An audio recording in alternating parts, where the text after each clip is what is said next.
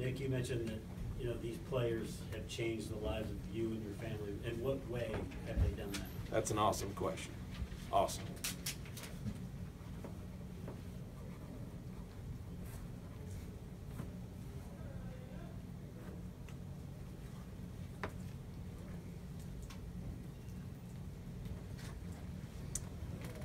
Change is hard. It's really hard. It's really hard. And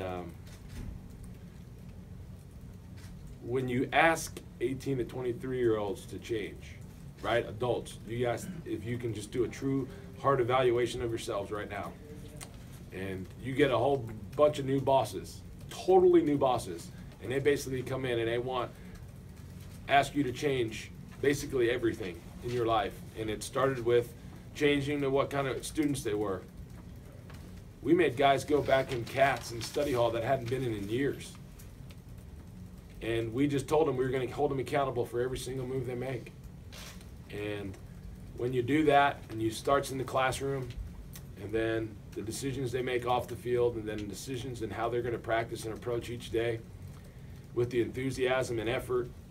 And when you get a bunch of guys that there's no previous relationships ever built, right? This is not a deal where we were on the phone for 3 and 4 years in advance recruiting them, and we can tell you all their parents' names, and we can tell you who their brothers and sisters are and what their parents do for a living and their dog's name and their girlfriend's names. Like, we couldn't do that.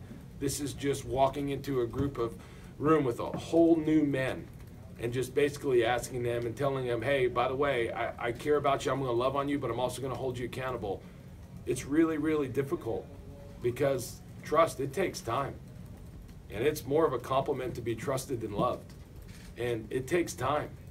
And these guys, I can look all of you in the eye and tell you, I've never seen them give one day away.